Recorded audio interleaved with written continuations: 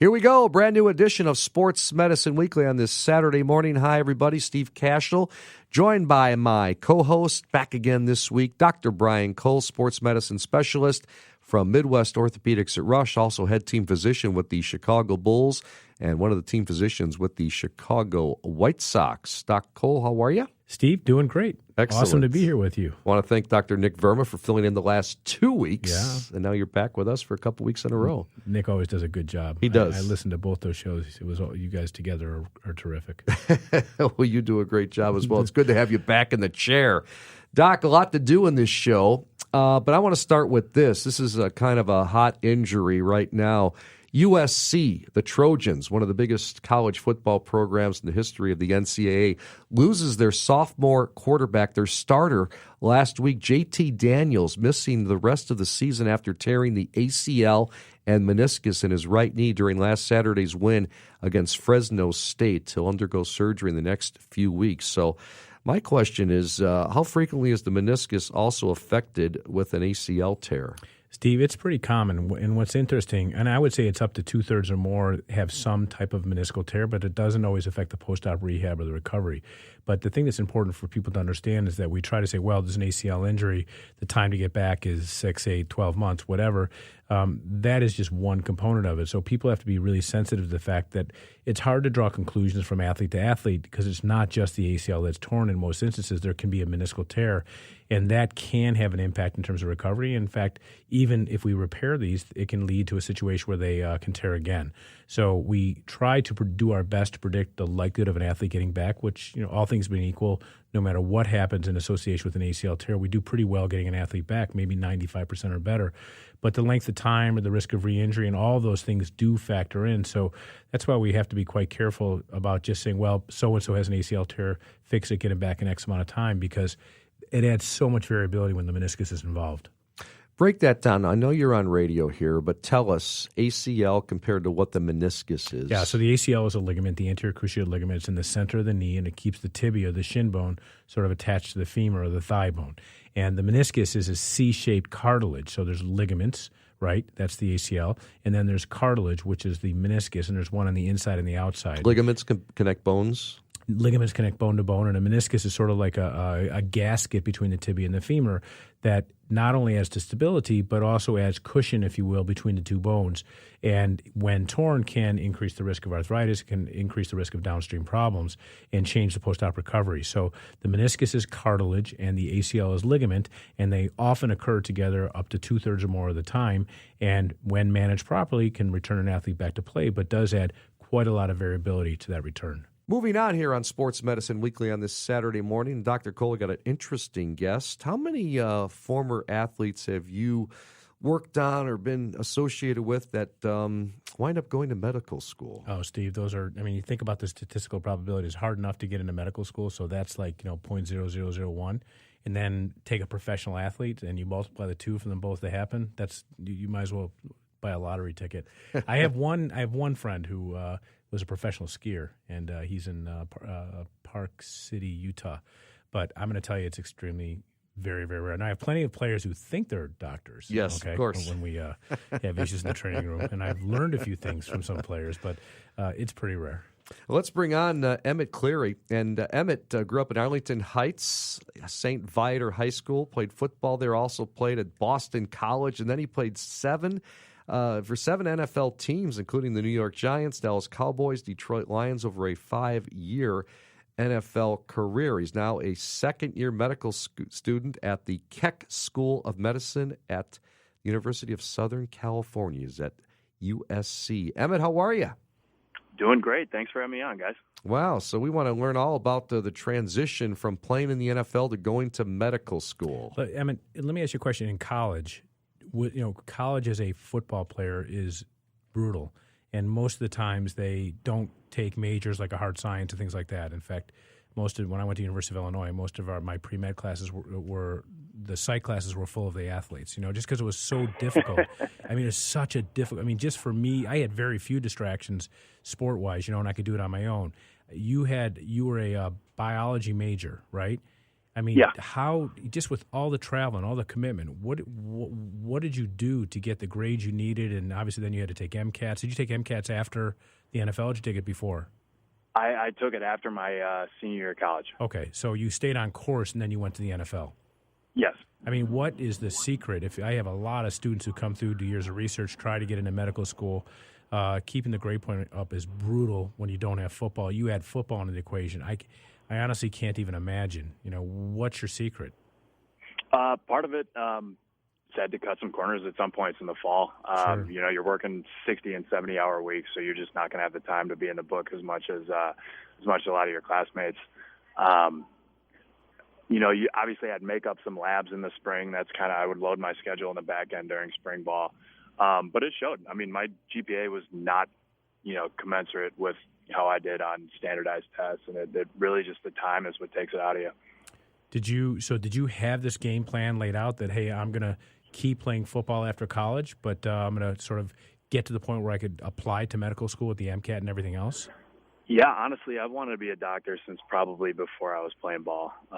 Way back when, kind of always thought that this was the big picture goal, and football kind of happened for me after that. I got good and realized I might have a chance at it. So went in as a biology major, did well enough to have a chance, and then football was kind of tough to turn down. So I played for 5 years, and then always had this in the back of my head though. Did you have to retake the MCAT again, or you could still use your score from before you started playing in the NFL?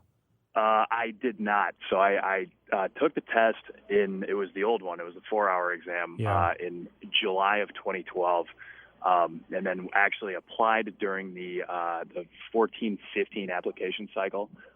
So initially got in to be a member of the 2015 class here, first-year class. And then deferred 3 times. Perfect. So that's awesome. not how I would suggest everybody do it. Right. But, well, I the was fact not that about to. they let you do that's amazing. Then you've got something in the bag, because going back to it again would be brutal. Oh my God, I couldn't imagine sitting that 8-hour test now. I'm kind of staring down studying for the boards next spring, and that it's been a while. Visiting with Emmett Cleary, former NFL player, now attending medical school at the Keck School of Medicine at USC. I'm Steve Cashel with Dr. Brian Cole. So what'd you learn, Emmett, about your football career that may have influenced your decision to retire from the NFL and then go into the medical practice? I kind of always wanted to get into medicine, but you're saying in terms of when I decided to hang it up? Well, what did you learn? I mean, were you paying close attention to the team docs and that when you were playing?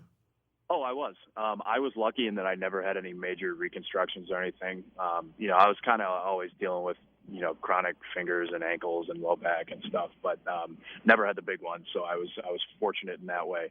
But yeah, you do pick up little pearls. The human body is just an amazing machine, and kind of learning how to keep everything in good working order and kind of fine-tuned is part of the job of being an athlete. So, the more you can understand your own machine, the better off you're going to be in your own career. So I picked up a ton of stuff.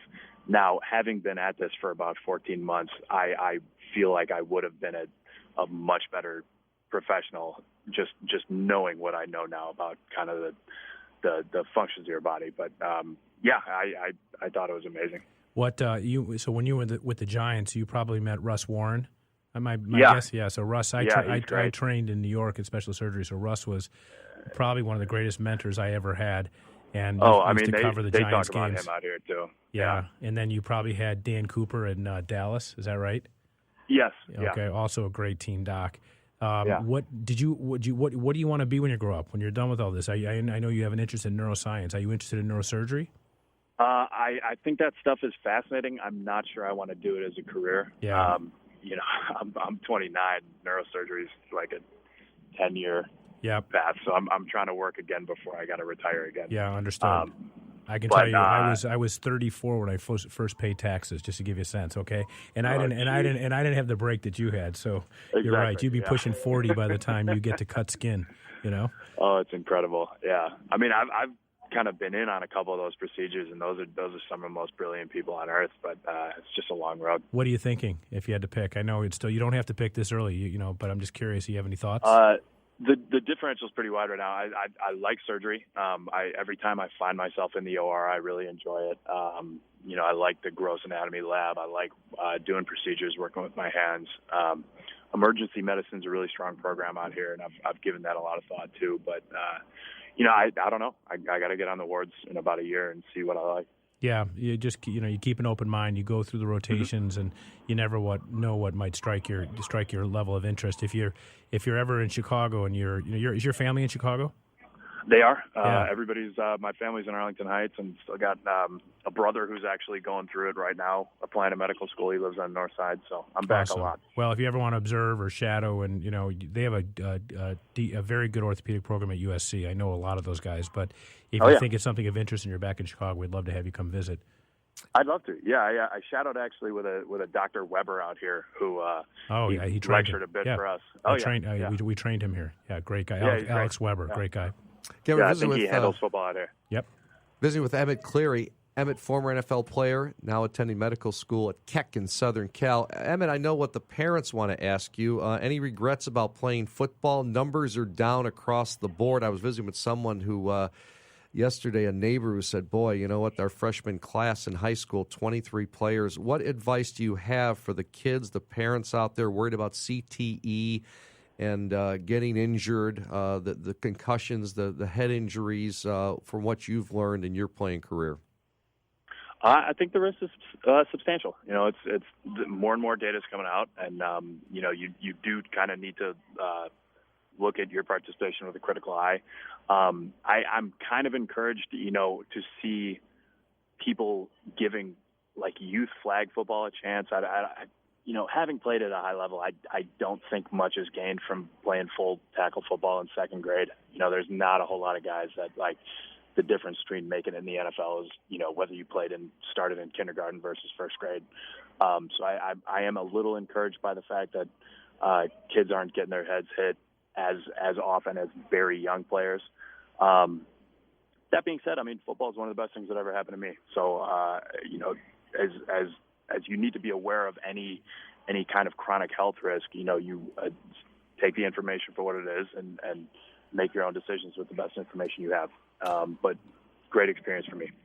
By the way, Emmett, our guest, is going to be on the panel for our Chicago Sports Summit happening October 2nd from 8 a.m. till noon at the Hyatt Regency Chicago. He'll be on the panel of Should College Athletes Be Paid? I'm going to be one of the moderators, and Dr. Cole, I know, is going to be you moderator too, Doc? I'll moderate. I'm going to actually be on the panel for sports science, I think. Okay. It's a really good event this year. We have 4 amazing panels, and we all look forward to meeting you in person, and we appreciate you taking the time, especially being in medical school. I think a lot of our panelists are extremely busy, and there's lots of challenge for them to come do it, but I'm going to say that you probably will have the biggest challenge leaving in the midst of a semester, so I really appreciate you coming to do this. Absolutely. I'm really looking forward to it. And tickets can be purchased at chicagosportssummit.com. Again, October 2nd, folks. It is outstanding. I've been to the last couple of them and have helped MC and moderate last year's. Be on the panel again this year, helping moderate. But again, October 2nd, 8 a.m. till noon at Hyatt Regency Chicago, something you don't want to miss. Some big names there, and we're going to have a lot of fun. Thanks so much, Emmett, for joining us here on Sports Medicine Weekly. Steve, Dr. Cole, appreciate it. All right, Emmett Cleary. Let's take a break. When we come back, Doc Cole and I with our staple of the show, our Ask the Doctor segment. You're listening to Sports Medicine Weekly, only on 670 The Score. Emmett, thanks a lot. Great job, Emmett. Yeah, thanks, guys. That was nice. Thank you. Have a great afternoon. See you in about a month. Good luck. Yeah, I'll see you guys in October. You got Alrighty. it. Bye-bye. Appreciate it. Back here on this Saturday morning, Sports Medicine Weekly. It is Steve Cashel and Dr. Brian Cole, and net proceeds from our show, Sports Medicine Weekly, go to support orthopedic research at Rush through the liveactivenow.org fund. Our producer, Shane Reardon. Our coordinating producer is Tracy Toro. And our website is sportsmedicineweekly.com. And you can go to that website to be involved in our next segment here on Sports Medicine Weekly. It's our Ask the Doctor segment we do it each and every Saturday. in our 30-minute show. It's very easy for you to get involved. Just go to our website, sportsmedicineweekly.com, and on the homepage, you will see the picture of Dr. Cole and yours truly. Click on the link, and you can ask the doctor a question. Ready for a couple quick questions here, Doc? I'm all in. A couple good ones right here. All right, first question. Is there a cutoff, Dr. Cole, a cutoff age to start a workout program? I am in my mid-70s, this listener tells us, and have never had much of a fitness regimen, but otherwise I'm pretty healthy. I would say there is no cutoff. I think there are areas that can become concerning in terms of the potential for injury or overuse injury and so forth, and it's important for people to know that as we age, how our body responds to exercise and strength and conditioning can be more variable, and our nutritional needs vary as we age. For example, our metabolism is slower. We don't process protein in the same way. Recovery can be more challenging. The other issue is making sure as we age there are other diseases like cardiovascular disease that can creep in just that are age-related, for example, are the kinds of things that you would have more on your radar. So I would say, look, if someone's in their 70s and wants to begin in a regular exercise regimen, first I would congratulate them, I would encourage them, and I would say that it is not improper to at least have a baseline evaluation by their primary care doctor. Maybe that's something they do all the time, but they will be experiencing, for example, sustained increases in heart rates and so forth, and exertion, which is it's like a stress test. And as long as their heart, for example, is in good condition, they should be able to tolerate it just fine. But it's important that they have a higher sort of level of acuity to evaluate for underlying medical illnesses. But it's never too late. You can always build muscle mass. Be mindful the nutritional needs are different. They differ as we age. Our metabolism is much slower. The risk of muscle strains and injury is obviously a lot higher. Our balance is different. But done in a proper way, in a proper setting, I would say it's never too late, and it becomes increasingly important as we age. Great question, great answer. Question number 2, okay, this is interesting. Can hydration be the make or break factor in an outdoor sport? This is a fascinating area because most people think about hydration as something that you do after you exert yourself, right, as part of immediate recovery. There was a great recent study that was what happened in Boise State during the Florida State opener.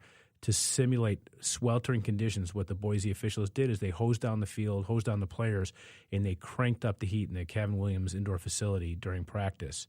And what happened was, ironically, the FSU players had cramps and heat-related issues and so forth all afternoon, while the Broncos, the Boise State Broncos, appeared to be the team that had practiced in the natural Florida heat. And that's because they were hydrated, not just in preparation for that, but that they had proper hydration throughout the course of the week. That's the big thing, right? Yeah, so the take-home is you got to stay tanked up.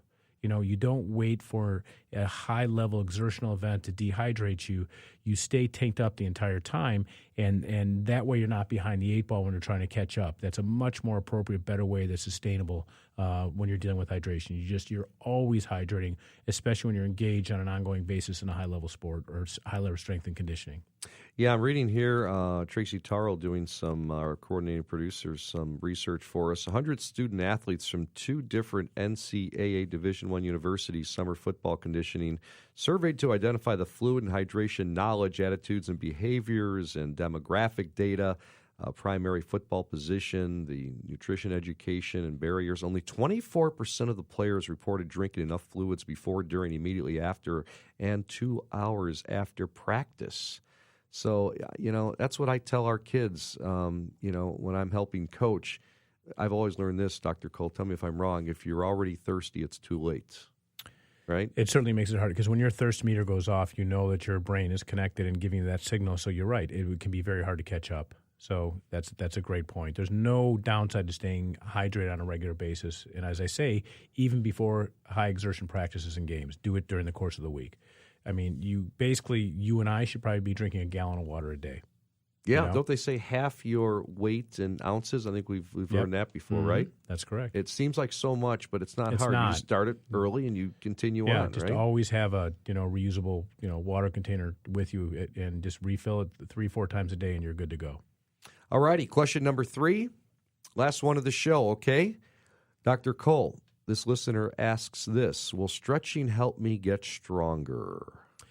We've done a lot on stretching, static and dynamic stretching and so forth, but the one thing that we know from some recent research is that stretching really does enable your muscles to achieve full range of motion during strength exercises. So if you have greater function, then you're going to get much more out of what you're doing from a strength and conditioning point of view. So I would say yes, and that's why dynamic warm-ups, functional exercises are really important before you start doing strengthening type exercises, because the longer the motion arc across the joint, the more the muscle has excursion, the ability to lengthen and contract, the better the response will be to some lifting or strengthening maneuver. So I would say, yes, stretching can help you get stronger. Got to be done properly. We generally are not emphasizing static stretching just before working out, but rather dynamic stretching, what we call movement preparation, Steve, where you're doing some type of dynamic exercise to increase blood flow, increase flexibility before you do high-level exertion and strengthening. So stretching is super important before you do strengthening exercises.